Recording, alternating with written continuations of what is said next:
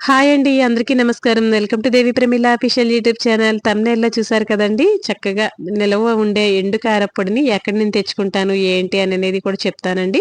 అలాగే గడ్డ పెరుగు తోడుపెట్టే విధానాన్ని కూడా చూపిస్తాను. ఇక నేనెలా చేస్తున్నాను, ఎక్కడి నుంచి తెచ్చుకుంటాను అనేది వివరంగా చెప్తానండి. వీడియో స్కిప్ చేయకుండా లాస్ట్ వరకు చూడండి మరి. ఇక ఇదిగోండి ఎండు కారం. అంటే మనం కూరల్లో వాడుకునే నిలవ కారం కాకుండా మళ్ళీ పచ్చళ్ళలో వేసుకునే కారం ఉంటుంది కదండీ! మురం కారం అని ఈ కారం 2 కారాలు కూడా నేనైతే భీమవరం నుంచి తెప్పించుకుంటానండి. భీమవరం నుంచి వాళ్ళు మాకు తెలిసిన వాళ్ళున్నారండి. వాళ్ళైతే కర్ణాటక నుంచి తెప్పిస్తారండి ఈ కారాన్ని. అక్కడేంటంటే మిరపకాయలు ఎక్కువగా దొరుకుతాయి మనకి. తర్వాత అక్కడ 3 లేయర్స్‌గా అంటే ఒకటి కారానికి, ఒకటి రంగుకి, ఇంకొకటి టేస్ట్‌కి ఈ 3 రకాల కాయల్ని చక్కగా ఎంచుకొని వాటిని నీట్‌గా చక్కగా బాగు చేసి అంటే వాటి పైన దుమ్ము, కెమికల్స్ అవన్నీ ఉంటాయి కదండీ! కొంచెం నీట్‌గా క్లీన్ చేసి వాటిని చక్కగా ఆడిచ్చి పంపుతారండి. ఆ ఆడిచ్చేటప్పుడు కూడా మనకేంటంటే కాస్త అందులోను ఆముదం అనేది కలుపుతారండి. ఆ ఆముదం కలపడం వల్ల మనకేంటంటే కడుపులో మనకి డైజెషన్ సిస్టమ్‌కి అరుగుదల ఏదైనా సరే తినగానే మనకి ఆహారం అరుగుదల అవ్వడానికి గాని, తర్వాత ఆకలి పెరుగుదలకు గాని బాగా ఉపయోగపడుతుందండి. ఆ ఆముదాన్ని ఇందులో కలుపుతారు. కలపడం వల్ల కూడా మనకేంటంటే కారం లాస్ట్ వరకు గూడా బయట ఉంచేసిన కలర్ షేడ్ అవ్వకుండా చక్కగా లాస్ట్ వరకు కూడా మంచి కలర్‌తో చాలా బావుంటుందండి. కొంచెం యేసుకుంటే సరిపోతుంది. కారం వస్తుంది. తర్వాత కలర్ కూడా చక్కగా వస్తాయండి. కూరలు, పచ్చళ్ళు ఏవైనా సరే. మురుము కారం, తర్వాత మెత్తటి కారం 2 రకాలుంటాయండి ఇందులోను. ఈ 2 రకాల కారం కూడా అక్కడి నుంచి తెప్పించుకుంటాను. ఒక్కొక్క సంవత్సరం ఒక్కొక్కలా పడుతుందండి దీని ప్రైస్ అయితేని. నేనైతే దగ్గర దగ్గరగా ఒక 10 కేజీస్ అయితే తెప్పించుకుంటాను. ఇక ఆవకాయలు ఏదైనా పెట్టుకున్నా కూడా ఆటిలకి ఉపయోగపడేలాగా ఇంట్లో డైలీ యూజ్‌కి మెత్తని కారం 2 తీసుకుంటానండి. చాలా చాలా బావుంటుంది. ఇక ఈ కారమే నేను దగ్గర దగ్గరగా ఒక 5 ఇయర్స్ నుంచి కూడా వాడుతున్నాను. చాలా బావుంటుందండి ఎండు కారం అనేది. ఇక ఇప్పుడు మా వారైతే భీమవరం వెళ్లారు కదా! మొన్న కళ్యాణానికి చక్కగా ఇంకా వస్తు తీసుకొచ్చేసారండి. ఇక ఇవన్నీ కూడా ప్యాకింగ్ చేసేసి మళ్ళీ డబుల్ ప్యాకింగ్ చేసి లోపల పెట్టేస్తాను. ఫ్రిడ్జ్‌లో పెట్టుకున్న సంవత్సరం పొడుగుతునా ఉంటుందండి. కలర్ అనేది పోకుండా.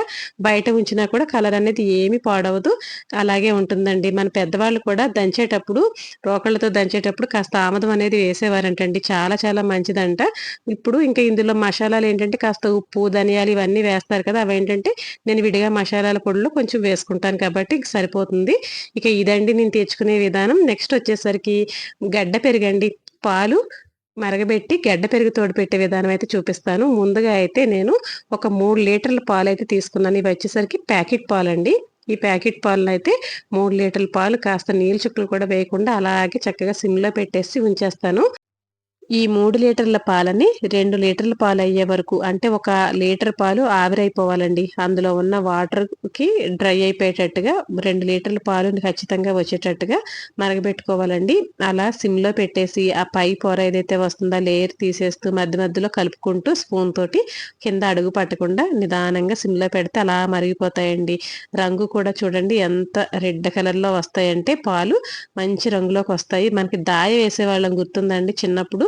అమ్మ వాళ్ళు దాయి వేస్తే అదేంటంటే మంట లేకుండా నిప్పులు సెగకి పాలు నిదానంగా కావొచ్చేసి ఈ రంగులో మరిగేవండి. పాలు చాలా తాగుతుంటేనే చాలండి పంచదార కూడా లేకుండా అందులో షుగర్ వేసుకోకుండా తాగేయాలనిపించేవండి పాలు. ఇక అలా పూర్తిగా చల్లారిన తర్వాత ఈ పాల మీద మీగడ ఏదైతే ఉందో ఇది ప్యాకెట్ పాలే కాబట్టి ఇందులో వెన్న ఏమీ ఉండదండి. కాబట్టి ఆ పొర అంతా తీసేస్తాను. తీసేసిన తర్వాత అందులో మనకి తోడుచుక్క అనేది కొంచెం పెరుగు అనేది వేసుకుంటాం కదా! వేసుకున్న తర్వాత అందులో బాగా కలిసేటట్టుగా కలుపుకున్నాక ఇక విడివిడిగా బాక్సులండి. ఒకటే బాక్స్‌లో అంతా తోడుపెట్టను. విడివిడిగా పెడితే గనక మనకి ఒక బాక్స్ అయిన తర్వాత ఒక బాక్స్ తీసుకుంటాము. చక్కగా ఫ్రెష్‌గా ఉంటుంది పెరుగనేది. ఇలా తోడుపెట్టుకుంటే వారానికి ఒకసారి చక్కగా మళ్ళీ మనకి మధ్యలో పెట్టుకోవాలి, మరగబెట్టుకోవాలని పని లేకుండా వారానికి ఒకసారి ఇలా తోడుపెట్టుకుంటే ఈజీగా కూడా ఉంటుంది కదండీ! ఇక పెరుగైతే చక్కగా ఇలా గడ్డకట్టినట్టు మంచి రంగులో భలే ఉంటుందండి. Creamy structure. శీతాకాలం అయితే ఇయ్యే పాలు కొంచెం గోరువెచ్చగా ఉన్నప్పుడు వేసుకొని తోడుచుక్క ఒక ఎండుమిరపకాయ వేసి ఓవెన్ లాంటివి ఉంటే ఆటిల్లో పెట్టేసుకున్నామంటే తొందరగా తోడుకుంటుందండి. ఇక ఎండాకాలమే కాబట్టి ఇంక ఈజీగా తోడుకుంటుంది కదా! ఇంక నేను ఇందులో ఎండుమిరపకాయ మిరపకాయ కానీ అలాంటివి ఏమీ వేయలేదు. ఇక చాలా బావుంటుందండి. పని కూడా తక్కువగా అవుతుంది. వారంలో ఒక రోజు పెట్టుకున్నామంటే ఇంక పెరుగు 1 వీక్ వరకు ఫ్రెష్‌గా ఉంటుందండి. ఇలా తోడుపెట్టుకోండి విడివిడిగా బౌల్స్‌లో. చాలా బావుంటుంది. ఇక తోడుపెట్టే విధానం అయితే ఇదండి పెరుగుని. ఇక నచ్చిందా అండి? ఇక కారం కూడా ఏంటంటే అమ్మ వాళ్ళు ఒక 15 సంవత్సరాల వరకు కూడా వాళ్ళే పంపించేవారండి. ఆడిచ్చి, ఆవకాయ పెట్టడం, కొబ్బరి నూనె ఆడిచ్చి పంపించడం, వడియాలు పెట్టడం అన్నీ కూడాను. తర్వాత ఇంక పెద్ద వయసవుతుంది కదా! వాళ్ళకి కూడా అని చెప్పేసి ఇక ఇలా అయితే తెచ్చుకుంటున్నానండి. చూసారు కదండీ! పెరుగుతోటి పెట్టే విధానం గాని, కారం ఇలా స్టోర్ చేసుకునే విధానం గాని మీకు నచ్చితే గనక ఒక లైక్ అయితే చేసి సబ్స్క్రైబ్ చేసుకోండి మరి ఛానెల్‌నయితే. ఇక వీడియో నచ్చితే గనక ఒక చిన్న కామెంట్ అయితే నా దాకా తీసుకురండి. మంచి మంచి వీడియోస్‌తో మళ్ళీ ముందుకైతే వస్తాను. థాంక్ యూ ఫర్ వాచింగ్ అండి. ఉంటానండి మరి.